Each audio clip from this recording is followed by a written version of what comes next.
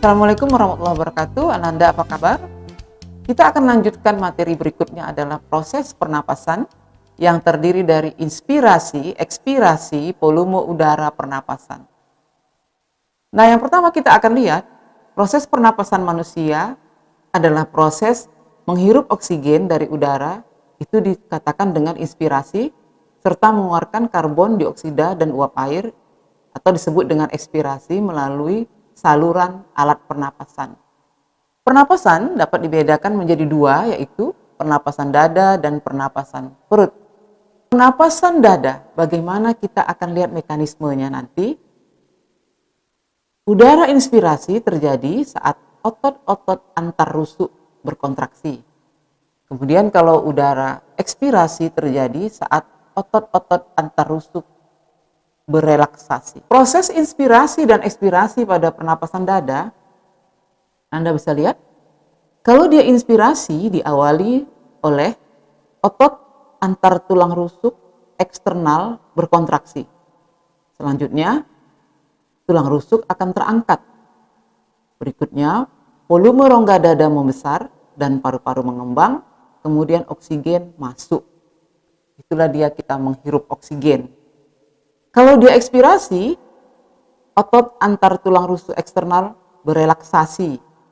Berikutnya tulang rusuk turun, volume rongga dada mengecil, kemudian paru-paru mengempis. Disitulah keluarnya CO2.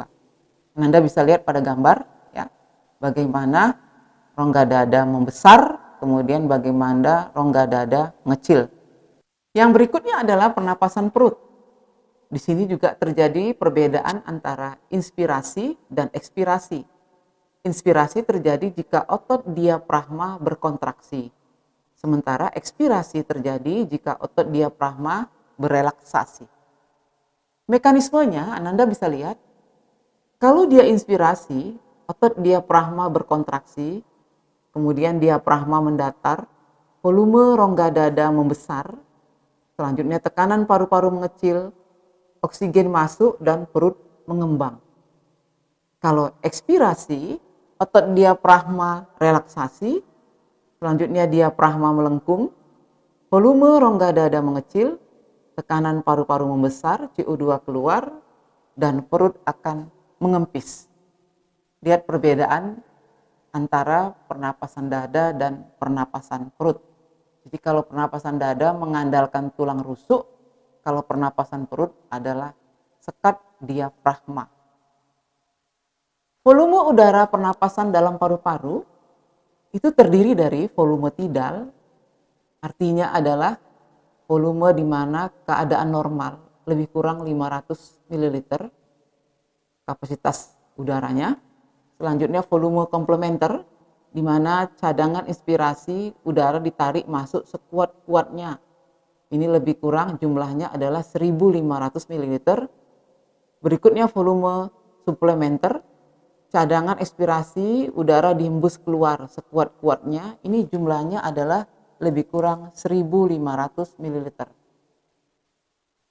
Berikutnya adalah volume residu. Apa ini? Cadangan udara yang tidak bisa diekspresikan atau dikeluarkan. Ini lebih kurang jumlahnya 1.000 ml. Jadi Ananda, walaupun Ananda menarik napas sedalam-dalamnya dan menghembuskan napas sekuat-kuatnya, bukan berarti di dalam paru-paru itu kosong. Dia tetap ada yang tersisa lebih kurang 1.000 ml. Selanjutnya kapasitas vital, jumlah udara pernapasan yang terdiri dari volume tidal plus volume komplementer plus volume suplementer. Dan kapasitas total itu terdiri dari kapasitas vital yang di atas ditambah dengan volume residu. Mekanisme pertukaran gas. Ini di mana terjadi? Di alveolus dan dibantu oleh yang namanya Hb atau hemoglobin di dalam sel darah merah. Kita akan lihat bagaimana terjadinya pertukaran antara oksigen menjadi CO2. Nah, kita akan lihat alveolus itu apa? Gelembung-gelembung yang berisi udara. Jumlahnya lebih kurang 300 juta. Itu nampak gelembung yang warna merah. Kemudian apa fungsinya? Tempat pertukaran oksigen dengan CO2. Kemudian bagaimana bentuknya? Berdinding tipis, dalam keadaan lembab, sangat berdekatan dengan kapiler darah. Kemudian apalagi fungsinya adalah memperluas permukaan paru-paru karena ukuran yang mencapai adalah 200 sampai 300 mikrometer. Ciri berikutnya dari alveolus adalah mempunyai dinding tipis dalam keadaan lembab, kemudian berdekatan dengan kapiler darah. Berikutnya fungsinya adalah memperluas permukaan paru-paru karena ukurannya yang mencapai 200 sampai 300 mikrometer. Bagaimana terjadi pertukaran gas dalam paru-paru?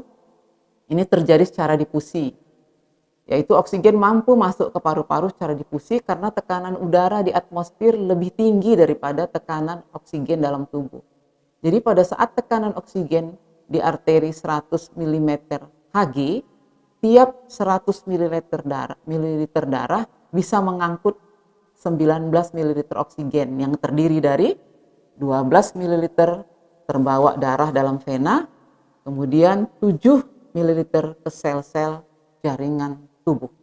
Nanti Ananda pelajarin berikutnya ya. Selanjutnya, kita akan lihat bagaimana pengangkutan oksigen.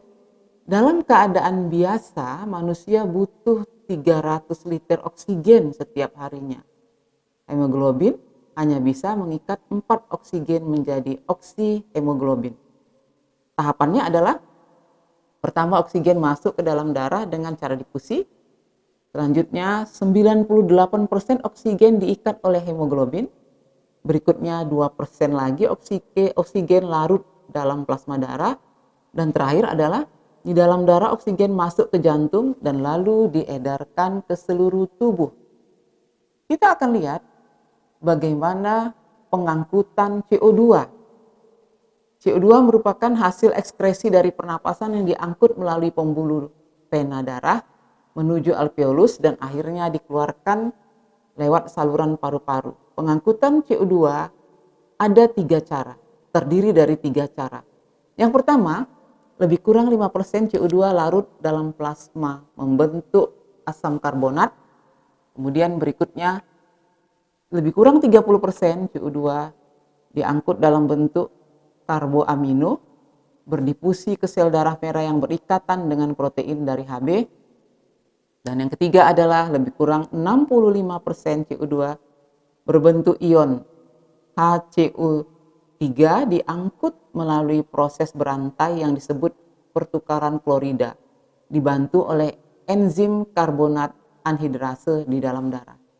Itu masing-masing ada rumusnya. Anda lihat ya. Berikutnya,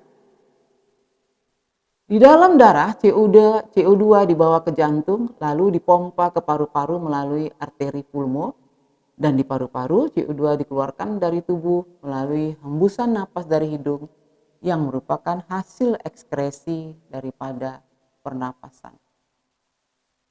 Demikian, Assalamualaikum warahmatullahi wabarakatuh.